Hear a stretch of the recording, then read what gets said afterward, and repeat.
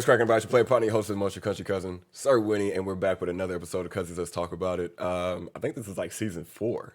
Today we have someone that I'm excited to get to know. Just like off camera for a little bit, we were just like about to go into a full blown conversation that should have been recorded, so we had to pause it up. I have D'Amico. Damn. Why am I so trash? The question is not, why are you so trash? What are you gonna do to fix it? Huh. Let's start by blacking out the drip. And then, let's black out the sticks. What is this? That's the Callaway Apex Black right there. It's our best, but in black. Can I twirl it?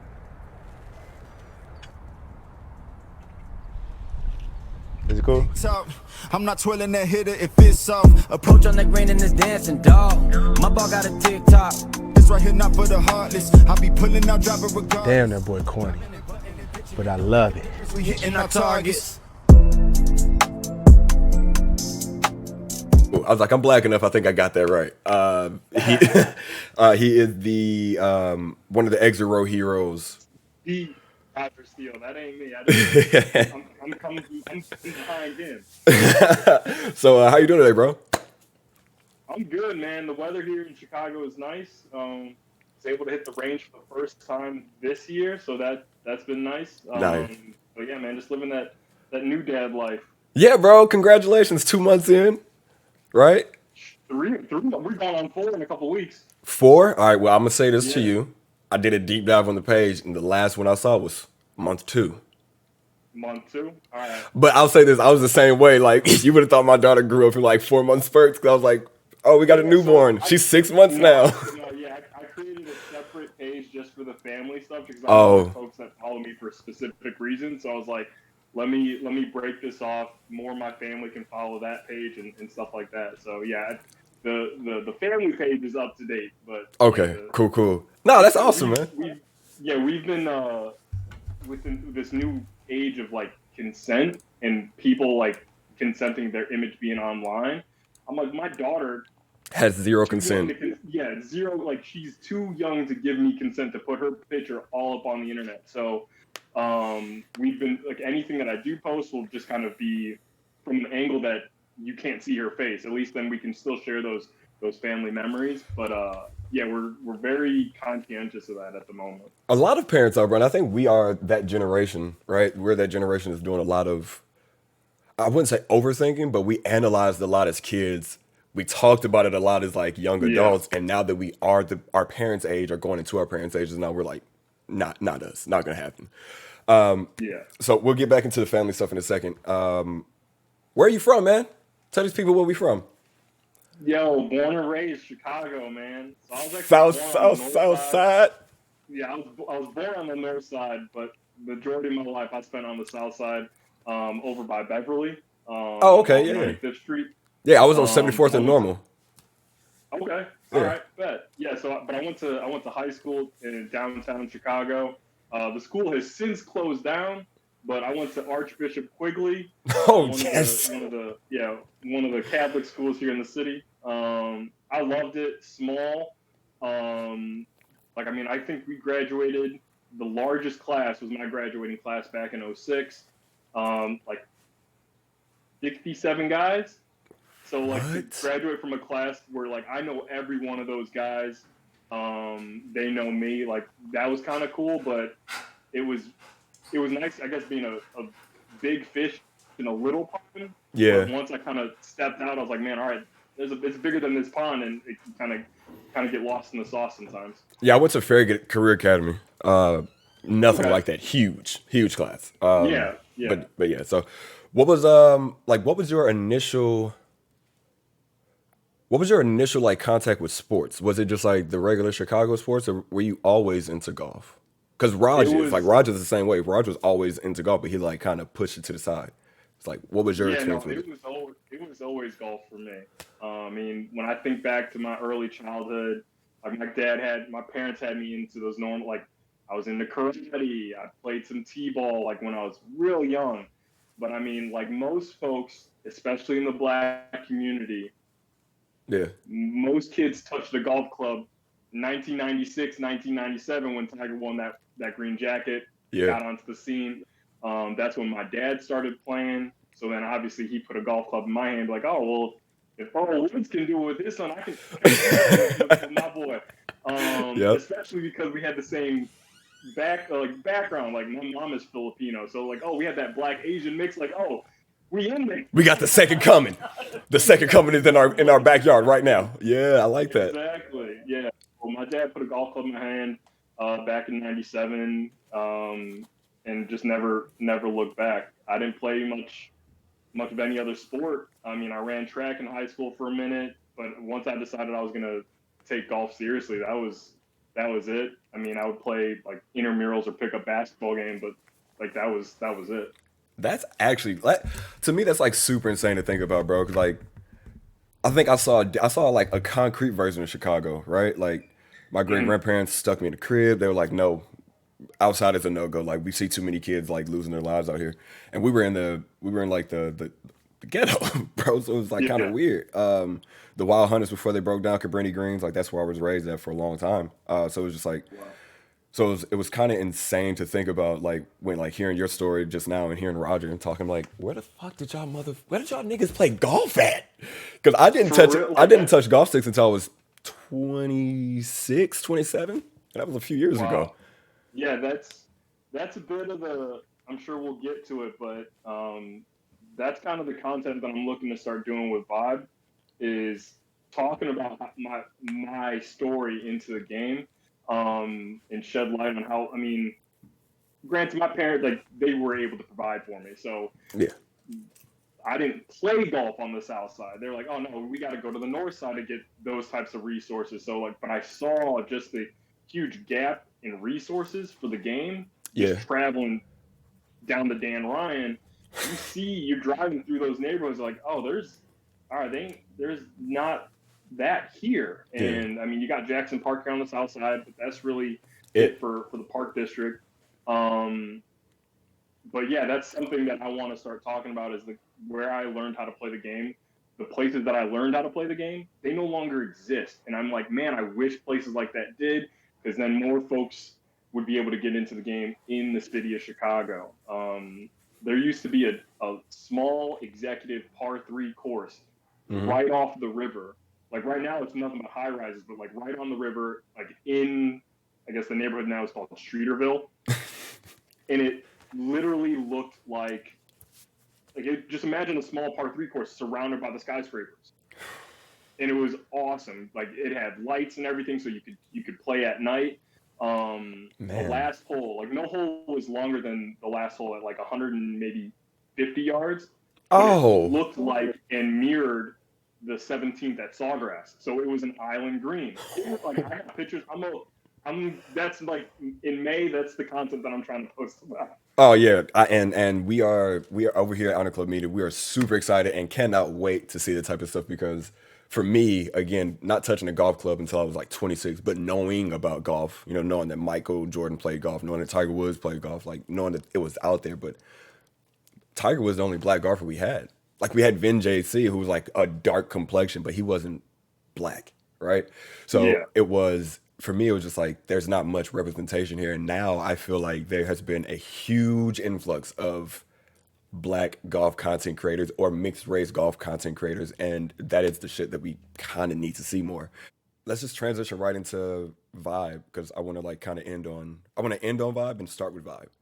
I'll do it. So you said your mission for it is to bring eyes to what? So I went back, because when we kind of talked like, hey, what are we going to talk about? I was like, oh yeah, let me revisit really the mission that I wanted to have with Vybe, and I kind of got lost sight of that, and I was like, oh man, I lost sight of that. I gotta get back on that. It's really to create a community of just golfers that just want to, like, in the name, what's your vibe? Mm-hmm. Like, you got folks that are in the game to like, I'm here to get better. I'm here to shoot low scores. I'm not like listening to music. I'm not like I'm just trying to get better. Then you got folks that are on the other side of that spectrum that, hey, no, I'm here to kick it. I'm just here to enjoy the outdoors, hang with my boys. Like, that's it. Now that I started on the other side. Like, hey, I was playing competitive golf. I played in high school. I played national tournaments. Like, I was trying to get scholarships. Like, I was in it. And so during the pandemic, I had to kind of change my mindset on how I approached the game, because I was making friends on Instagram during the pandemic of folks that wanted to play the game, that saw the content that I was already putting out, and be like, hey, we should tee it up. And I had to pivot my mindset. Yo, it's okay to play the game and just have fun. Like, you don't have to get pissed off and, hey, I didn't par, I didn't make the bogey that I needed to make. Because that ruins the vibe of the round. If you're taking it too seriously compared to who you're playing with, no one's gonna want to play with you. Like, it's not Honestly, that serious.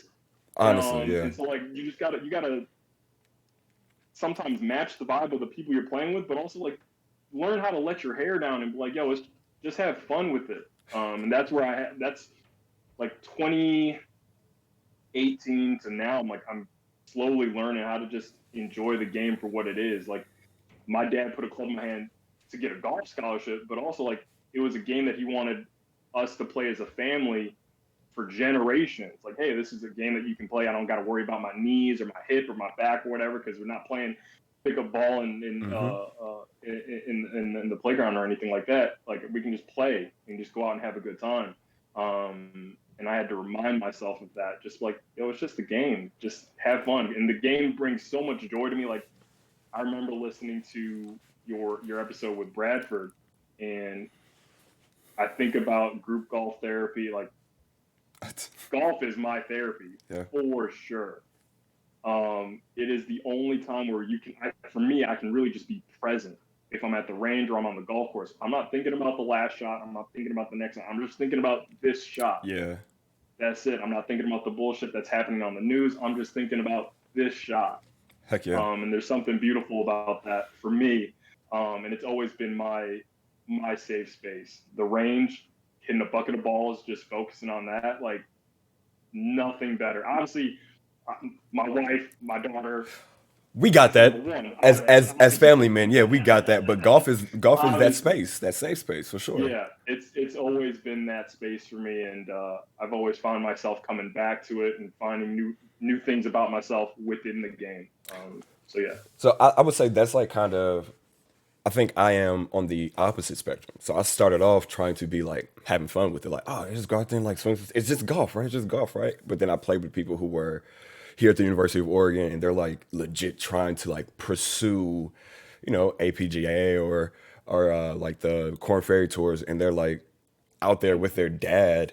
And I'm thinking, it's like, oh, you got your dad with you, cut. That's cool. But his dad is like, last time we were here, you shot 7 here, and it when it flew over, and make sure that I'm like, bro, I gotta go home in an hour, dog. Like, why are we taking this much time on hole 14? Like, let's get over it. But now I feel like I would like to have my game up to par with like the shit that I talk, because I talk a lot of shit like Roger, but my game is not there.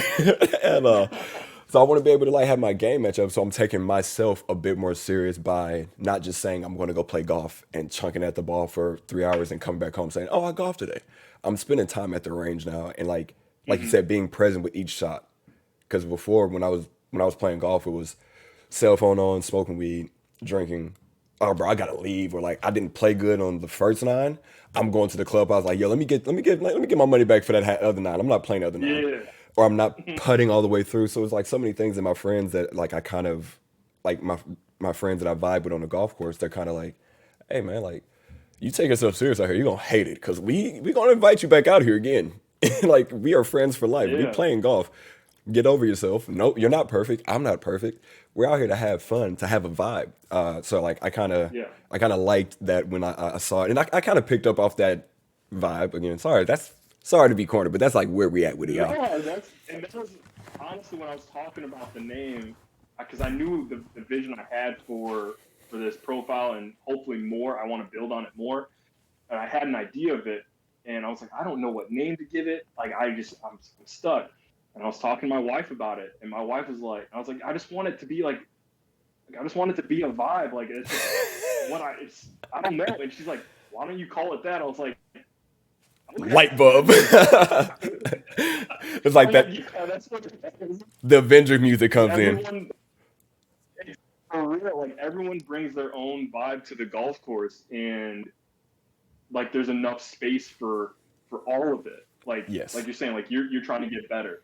Um, there's a place for that. Like, and that's what I think about when I think about the people that I play with.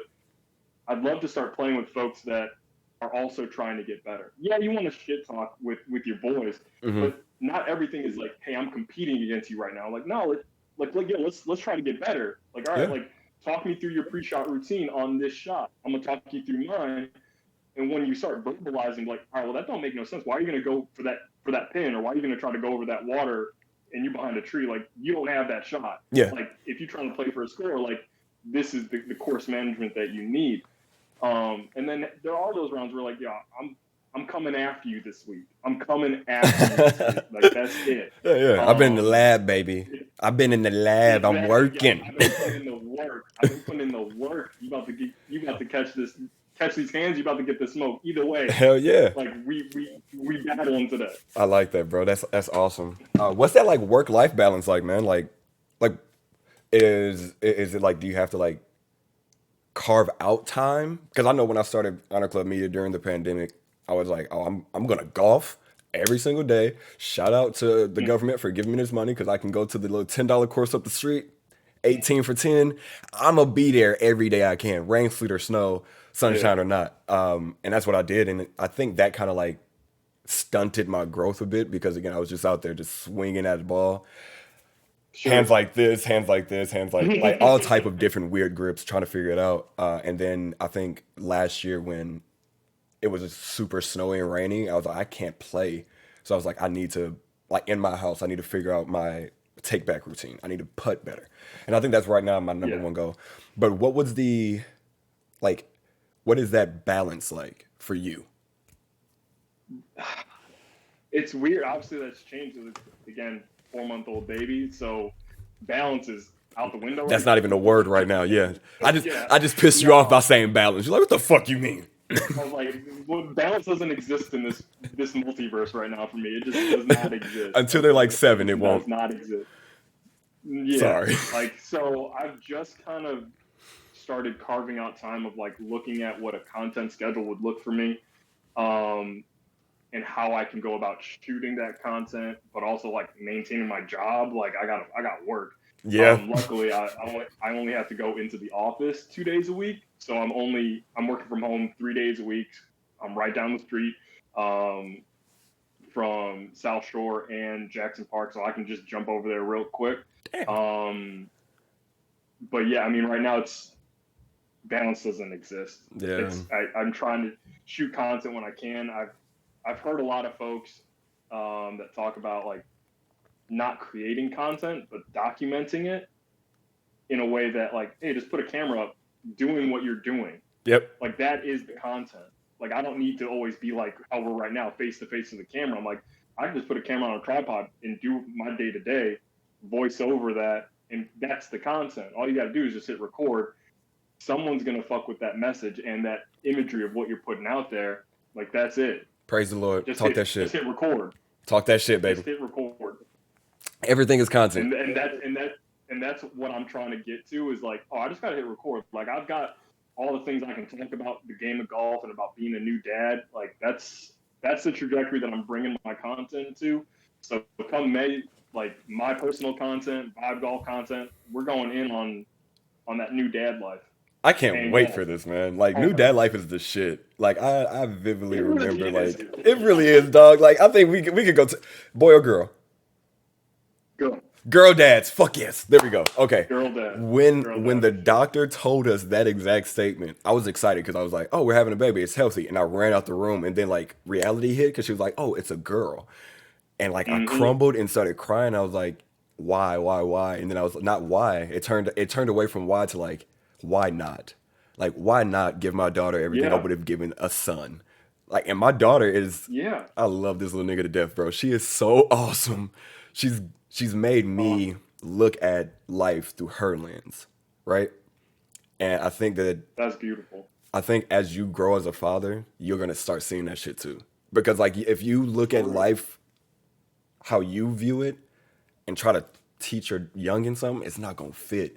We grew up in a different world, a completely different world, and right now we're navigating in a different world, so we can give our children the information for a different world. So like, Yeah, I look back at my parents, but also just parenthood in general back in the day.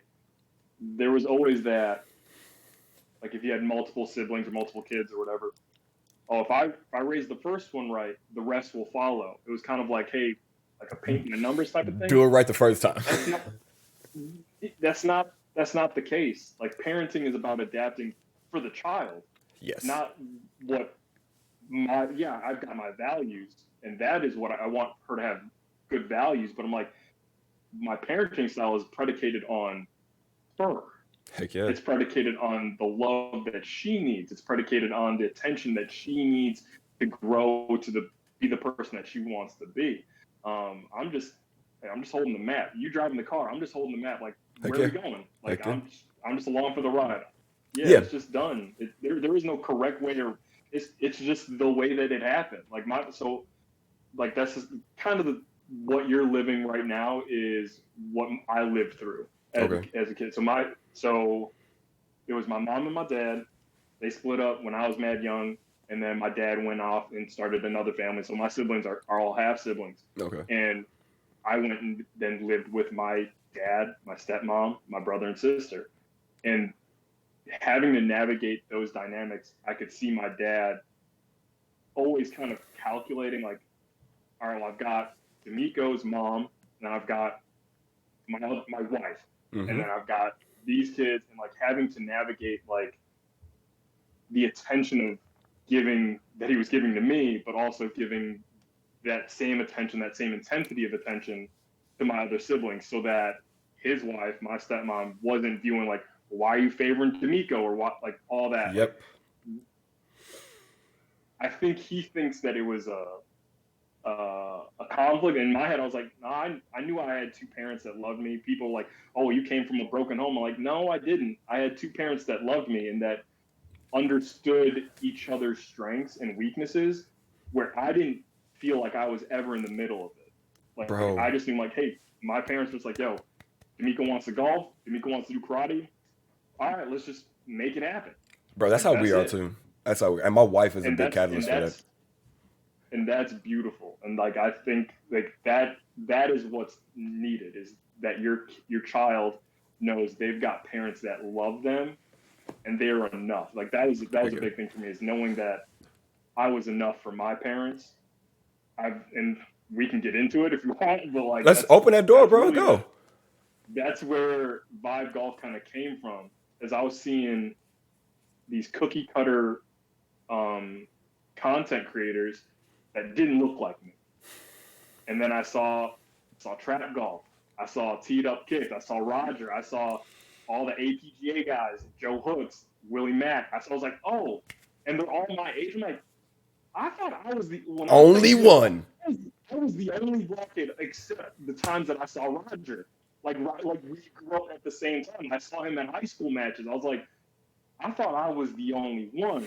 And I'm over here looking in this wide world of just black golf. I was like, oh, we in here. Like, why didn't I know this? It's dope when you find it.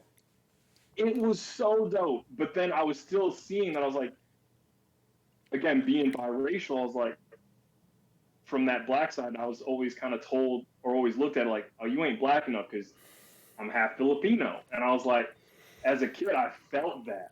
Yeah. I was like, oh, I'm not black enough, or I'm not Filipino enough to do certain things or whatever have you. And I was like, well, I want a brand that reflects me. Like, yeah, obviously I fucked with Trap Golf.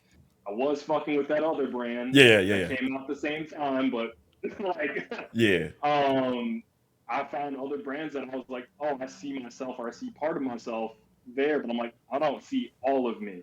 And that's when I was like, Vybe Golf, I'm like, I want to showcase all of me through the lens of golf, because golf is just it was my first love. Like that was it. That was it. Like this ain't like hip hop and love, or freaking like love and basketball. Like golf, it was loving golf. That was it for me.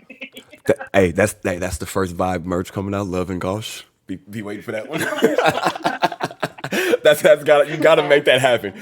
You gotta make that happen. And when it does, I'm buying the first one. I'm buying the first shirt because I was here for it. No, but You were here for it, bro. I truly understand where you're coming from with that, bro, because for me, it was the complete same thing. I was like, I'm black in Oregon. There's no golf here for me. The first golf course or country club that I went to, because I'm green in this shit, bro. So like, I just type in where to get clubs, and it's this golf course that's 0.6 miles away from my house. Hell yeah, let's go on a walk too, bro. Like I was happy, like big, like you said, the Lizzo. In a minute, I'm gonna need to like that was me, bro. Like frolicking to the motherfucking course, and I get there and the guy's like, "Are you a member here?" And I was like, "No." He's like, we can't sell you anything if you're not a member." And I was like, "Fuck golf, fuck everything that has to do with that. If this is how motherfuckers are." And then I go on Instagram during the pandemic, and who do I see? Bradford, Trap Golf, Roger, Golf, blank blank blank Golf. All these other places that are, I think, small at the time, but with the, ain't nobody got shit to do. The only thing you can do to get outside the house is golf. Because you're outside, you can't be 6 feet. If you're playing with me, you like 45 feet away from each other. But no, so it was those moments. And ever since my Bradford reached out to me via Early Boys Golf Club. So shout out to you, bro. Like, cause he sent Bradford my podcast episode. And Bradford reached out to me and was like, this is awesome because I've never seen anybody like you, like me in this space. So we talked and that was like our initial, and Bradford has been on every podcast season since. So shout out to him. I love Bradford. But it was like, we do need people like us in this space. My daughter's going to need a biracial person to look up to. So shout out to Disney for putting the black girls in Little Mermaid. My daughter loves that shit. Yeah.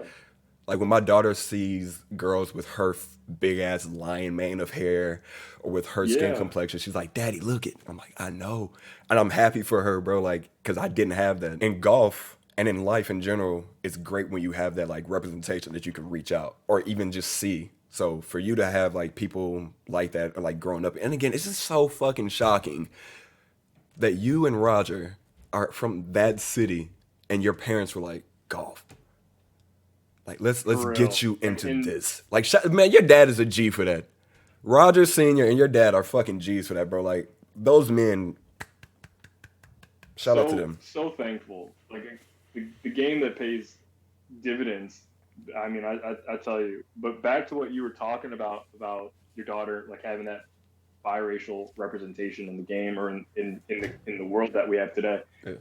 On the flip side, and again, this will be some content that I talk about. I had an unrealized anger towards Tiger because he never claimed his ethnicities.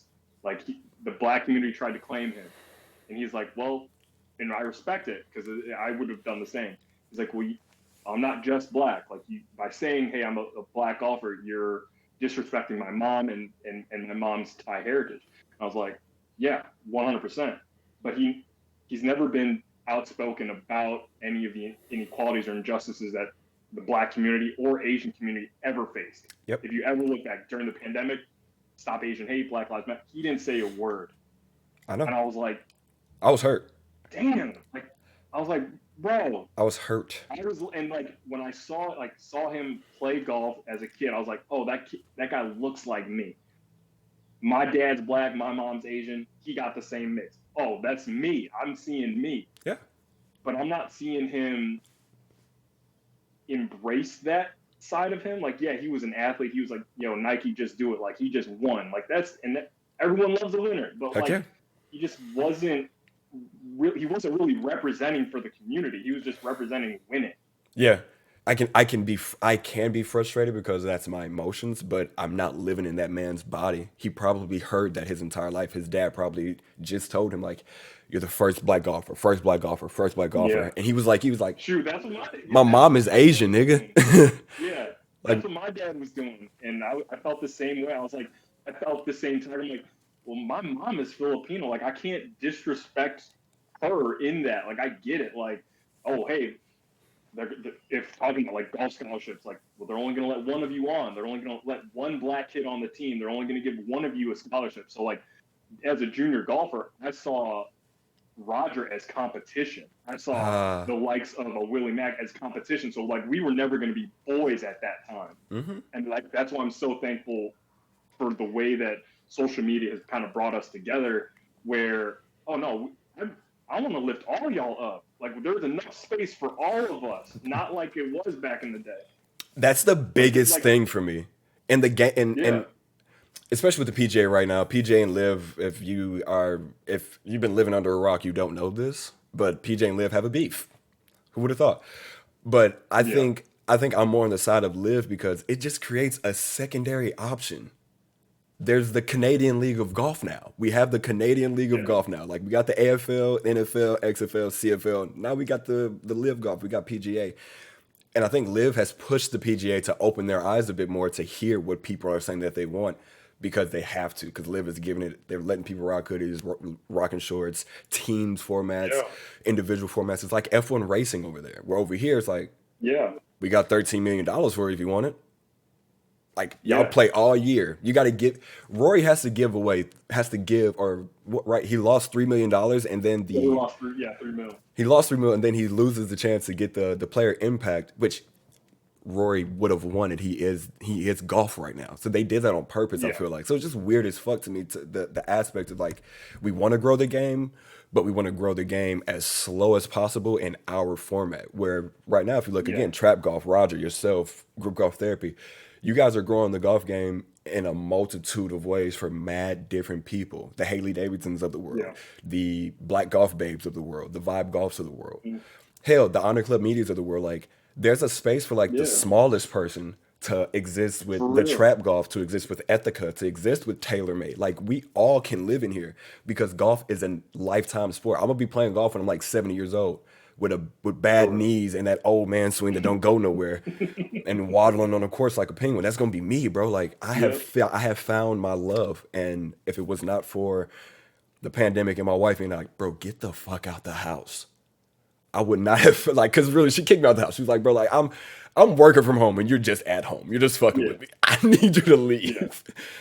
So that's like, shout out to that, like to the space that we're in now, the space and time that we're in now, to where we can have these open conversations about things, but like know that the end goal is for all of us to grow the game of golf in our own organic way, but with the same mission in mind. The same mission is to put golf clubs in the hands of every child if they enjoy want the it. game.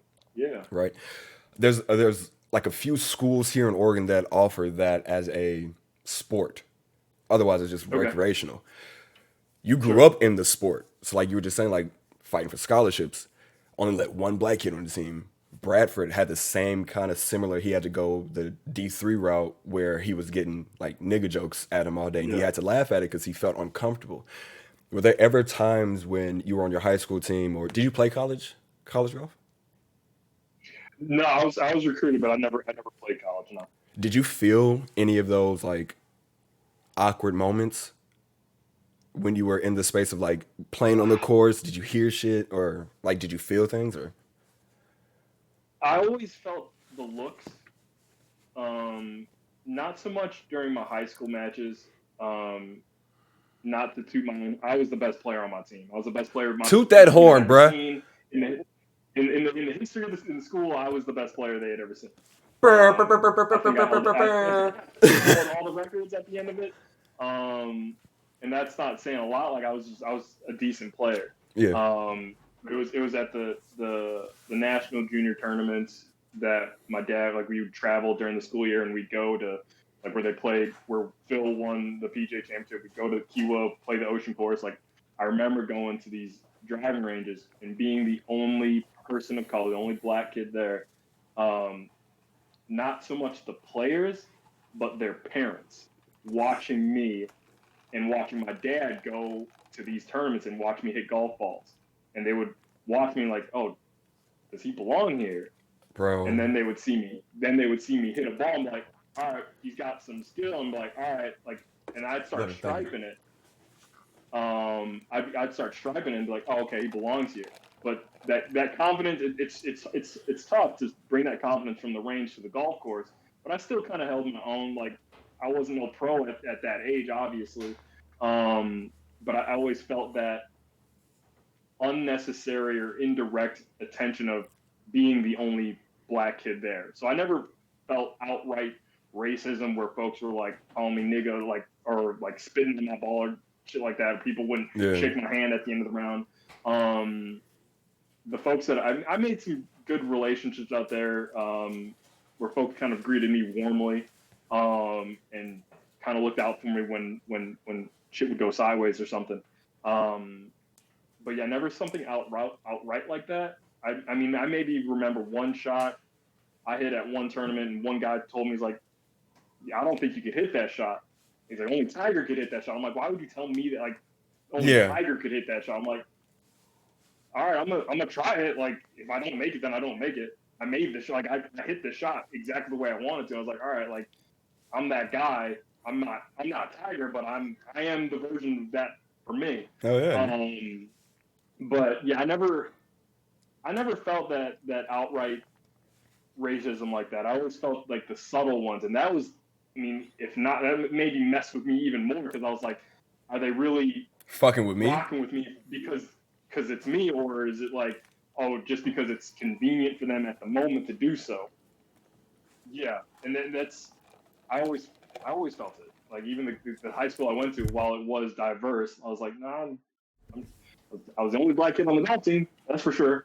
Like, all the other black kids, they play basketball. Like, we didn't have a football team, so like a lot of Chicago teams didn't, but they probably made fun of you though, right? Like, I mean, and like you were talking about, you're not black enough. Your black friends were like, what the fuck you doing with these golf clubs, cuz? Like, who you think you are, Tiger Woods? You Tiger Woods, cuz? Exactly.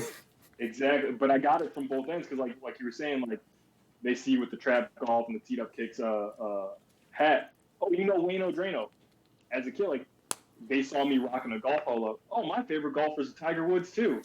What? Not the two. Like, bitch, I like Phil Mickelson. Bitch, what are you talking about? Well, I don't feel like that, but like, I mean, you just have the best fight that my favorite golfer is Tiger, because everyone likes a winner. But I'm like, you ain't just the only person I'm pulling for. Like, He said you might have guessed. Like, bitch, you guessed right. But like, there's been times I'm at the golf course and guys are like, hey, bro, I think I saw somebody, like, this person repost your stuff, dog. Like, can I take a picture with you?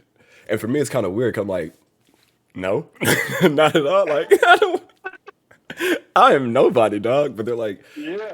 But when they see us, imposter syndrome. That's how I feel, dog. I was going to get into that. Like, I feel like I'm not supposed to be there until I hit a good shot, until I putt one, until I get a good chip. And then my confidence in my chest goes back up. But I never had that when I ran track. I never had that when I played football or basketball. Yeah. 25-year-old me would not have felt imposter syndrome on the golf course, because 25-year-old me had irrational confidence, had the confidence of like 10 gods. Well, that's a bad shot. I know that motherfucker was good though, huh? It was a good bad shot. It looked good. I look good. You see the shoes? Check the shoes. But now, like, the imposter syndrome is like, I feel like until my game matches my swagger, I need to be at the driving range a lot more. From high school until the pandemic, was there ever a time that you stopped golfing, and why? Yeah.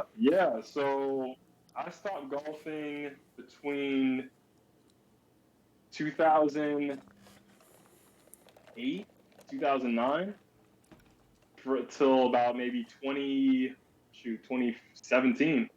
Damn. I wasn't touching golf, like, because I'd taken time away from school and then went back to school. So I was like, all right, I'm just on my grind of like, hey, I got to finish school. I got to get a good job. Like, I was just focused on that.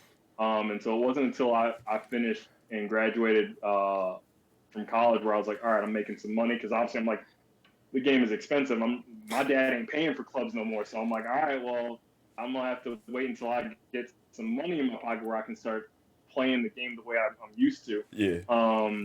And so then I started getting back into it, started noticing. That's when I kind of stumbled back onto Roger's page. He started posting more about golf, and I was like, oh, I remember Roger. Like, let me follow him. And then as soon as I followed him, obviously Instagram sending you suggested people who you should be following. Then I saw saw Joe Hooks, I saw Bradford, Trap Golf, that other brand, So, Chris, and I was like, oh, so many we people are actually gonna out wonder here. why we keep saying that other brand. If you've listened to the last Bradford episode, you know why we're saying that other brand. But Yeah. And then I stumbled across, obviously started following all the major pages like Titleist and TaylorMade, and then I stumbled across the one of the guys at TaylorMade, Chris Trott, and dude does all the fittings for them on the tour truck, and he started really treating me like a friend through the DMs, like, hey, I was rocking with this stuff, and we started messaging each other back and forth about just stuff that he was posting. I was asking questions about like specs on the irons and stuff like that, and so he was really helping me out. And then they hosted a giveaway type thing where, hey, design a putter, and if we like your design, we'll give you that putter. Well, they picked my design. I'm like, oh, awesome, and I got a free putter out of it. And I was like, oh, I'm back in the game now. Like, that's it. It's a wrap. Fast forward to 2017, I think, or 2018 maybe. They're at the PGA Championship, or sorry, the BMW Championship at Medina. Yeah, Medina Country Club. And I'm like, typical Chicago fashion, like, I got to give Chris Trott his props. I'm like, and thank him for picking my design. Came in with the big old bucket of Garrett's popcorn. I'm like, yo, my guy, thank you for picking my design. Gave me the tour of the truck, and I'm like, oh, I feel that itch again about the game, like that love of the game. Like, I kind of fell out of love, or just kind of out of sight, out of mind. And I was like, oh, let me get back into this. Like, this is really where it's at. This is where I feel whole. yeah, It's on the golf course. So I'm like, let me get back into it. And so I got back into the game back in like 2017, 2018, when I could afford the game. yeah, because the game got expensive. That's awesome, bro. Like, I feel the same way though. Like, even yourself, like, I just reached out to you and was like, bro, I like the content. I would like to talk to you on a podcast to give you flowers, and we can get to know each other there. Like, I feel like the golf space for people that look like us is so small already that, like, we all treat each other like friends the instant we see each other, or the instant we talk to each other. It's like, oh, that's the homie, no matter if you're the homie or not. For real. Like, that's how I felt with, like, he getting a lot of flowers. Bradford, Yes, sir. he's that guy. He's that guy. Big bro. When he posted his first Deer Golf, all of his memes, all of it, I was like, I rock with this. Yes, sir. I rock with this hard. And we just started DMing each other, and we just kind of felt like, we the same side of the same coin. And when I listened to that conversation that y'all had last year, I was like, even the same like conversation he was talking about his dad, about just the content he was creating. I was like, that's my guy. And then I got a chance to talk to him. I was like, oh, you my guy. Like, we the same. I saw your handle on Discord. Winnie the Bishop. I'm gonna assume that's a Winston Bishop reference. Yes, sir. Okay, so even more so, we rocking together. Yes, sir. Shout out Winnie the Bishop. Shout out Winston Bishop. What that thing do? If you could have your dream pairing, like your dream foursome, you, three other people, what three people, what course, and why? That's going to be the question of this season. Yeah, that's a tough one.